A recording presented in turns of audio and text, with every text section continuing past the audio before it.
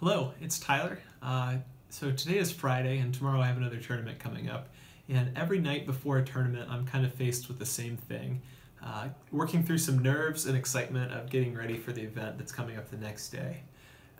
People have different approaches to this type of situation, but I thought I would share mine. So here are 4 tips I have for getting ready for an event as it's getting really close. So to start with, number 1, a lot of people are tempted to go out and play a lot of holes, to really pound in some putts, to really work through every part of their game to make sure they're ready. And I do things a little bit differently. So my first tip, I think that doing some light putting and maybe playing 9 holes or fewer is about all that you need to do the day before an event to kind of be ready. I say that kind of with my background in running. So I've found that right before a race, you've been training and working to get yourself ready to compete. And the best way that you can enter an event is feeling refreshed and ready to go, not to be battered down or not to be overly focused on one aspect. So I find that if I just play a very little bit and practice a few putts, that I go into an event really excited to compete and play, as opposed to if I've been playing a lot or been really trying to hammer on one certain topic or one certain issue. That kind of leaves me a little bit dragged down. So that's the first tip. A couple of the other tips relate to preparation. So preparation, of course, can mean a lot of things. It's not just your actual golf game. For me, it's the preparation of things like gear and clothing and other supplies. So it's important always to look ahead at where you're going to be playing, the conditions you might be facing, and the other things that you might not be able to predict, but you can be ready for. So I've played tournaments in everything from crazy heat and humidity to bitter cold and strong wind. So I always make sure I have plenty of gear in the car that I can swap in and out if I need to for a round. So that can mean rain jackets, Under Armour, extra shirts, extra socks and shoes.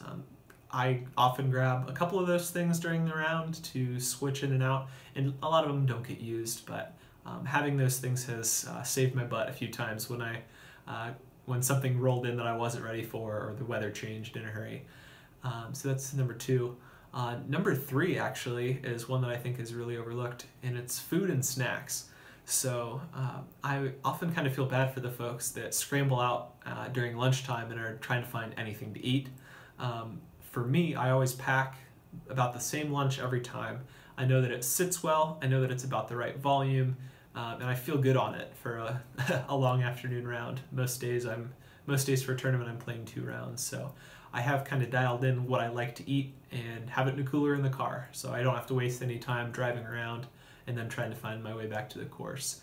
And I also make sure I have, similarly, some good snacks and some extra water and things like that so that I'm prepared for whatever the situation might bring.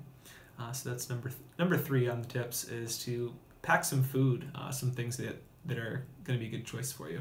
And then the last thing, it's another kind of relating back to nerves again. So lots of nights before a tournament, I just still feel anxious and excited. I want to get out there and play.